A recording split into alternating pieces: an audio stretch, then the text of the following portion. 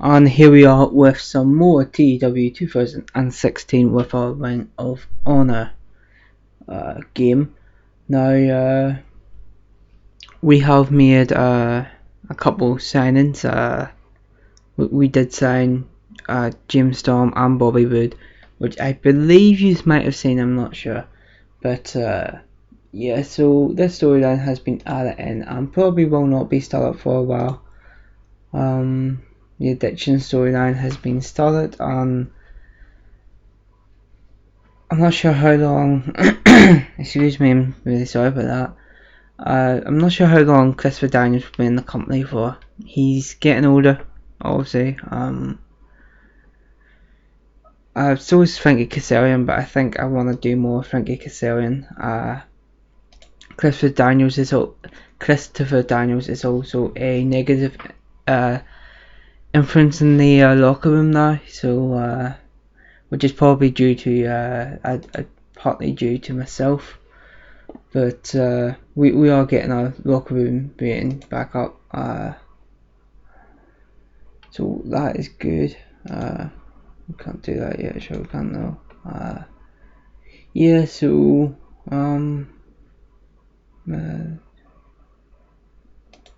oh, we can actually do a rib.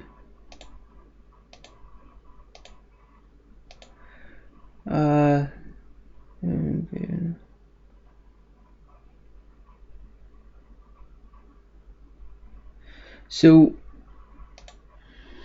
if we do a rib, will that hinder their morale? I'm not sure. I'm not sure. So we'll book the show, see where we go, and yeah. And here we are, ready to start the show. So we begin on a terrible note, when Moose defends his title in the second number one contenders.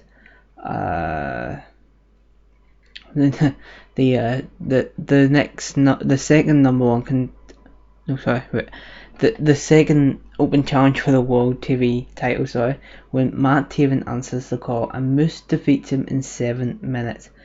Very pro wrestling from both of them. Probably not the best pairing, but it was one that made more sense in my eyes. And then we go to a much better segment, a 58 rated segment, as the Addiction take on Ethan Gabriel Jones and Dalton Castle. Again, this was me just throwing two guys together, see how they do, and see if we can maybe put them into a tag team together. Unfortunately, that did not happen.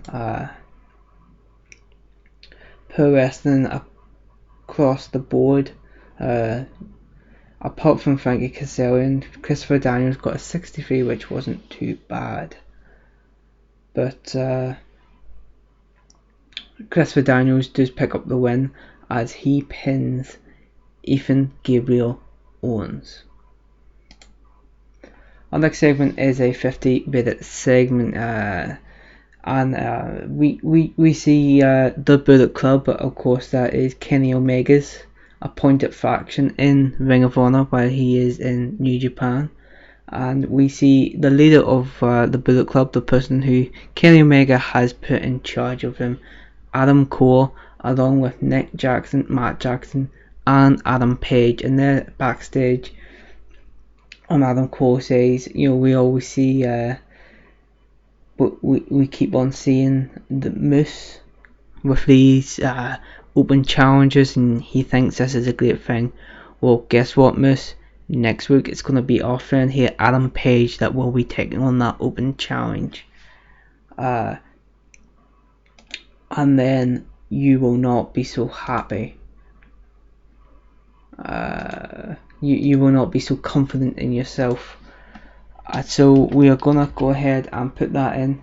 Moose versus Adam Page next week to open the show. Will Moose's title reign come to an end, or will Adam Page? That made no sense. Will Moose's title reign come to an end, or will Adam Page lose to Moose?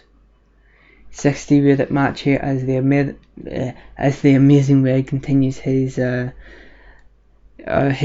great beginning to the company as he picks up a second one for against Mark Briscoe, and he puts in a performance of 55. Mark Briscoe a performance of 69. The overall match of course being 60, which isn't too bad at all. I'm happy enough with that for now. Match got the crowd hotter, which is always good. We see a 59-minute match between Jay Lethal and Bobby Fish. Again, this is more or less a squash match, showing the strength of Jay Lethal, as Bobby Fish lasts just over 6 minutes before he is pinned by Jay Lethal. 62-minute main event here as Alex Shelley picks up a Nick Jackson picks up the pinfall victory over Alex Shelley in a triple threat match, which also included Kenny King. This was just a way to keep everybody relevant in out of these three people. The Young Bucks haven't been on TV apart from in promos for a while, so I've wanted to, in fact actually no, that's a lie. It's been a while since I recorded the last batch of these, so that's why I'm thinking about that. Anyway, just forget about that. 61-minute promo here as Colt Cabana comes out and says, Jay Lethal, you challenged me last week. I'm here now to accept your challenge. So Jay Lethal comes down to the ring. He's ready for a fight, and he's despite already competing in tonight's despite already competing tonight, and Colt Cabana says, no, I'm not going to fight you now, I'm not going to wrestle you now, you made me wait, so I'm going to make you wait. At best in the world, you and me will go head at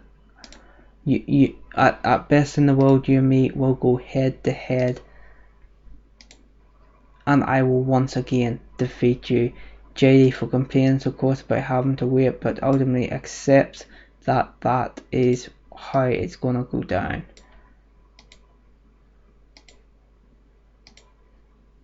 Okay, we can save that then. Let's go ahead and close that down, so we have our first match for Best in the World scheduled. End of show. A 54 rating, really? That bad? That's that 29 rating that dragged it right down. Oh, we lost popularity in 2 regions, gained popularity in 12, which is good, but that was disappointing. So thought we'd have a look in popularity. We have went down in popularity in the tri-state area, which is unfortunate, but we have increased in Canada, in Mexico, and in Britain too. Anywhere else that we have TV, haven't improved there. We've improved a little bit in Europe, which is great to see, and also, nope, not Australia. But overall, we are not doing too bad that way. So we will want to really step up our game as far as our TV deals are, as far as our TV shows are concerned. Let's see, when are we scheduled next for a pay-per-view? Best in the World is June, the third week in June. Okay, so that means I think we'll keep it there, and we'll try and get everything, try and get all of the matches booked for then. I think that is doable. If not, then we will push it back a week and have it to week 4, but ultimately I think that we should be okay there.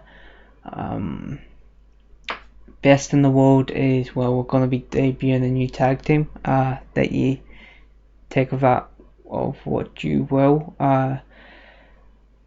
You know about the tag team already, but yeah. What about our tournament titles? Survivor the Fittest, November, Hot Prospects, March. Okay, so we don't really need to worry about anything just yet, but that's going to end it here. Thanks for watching.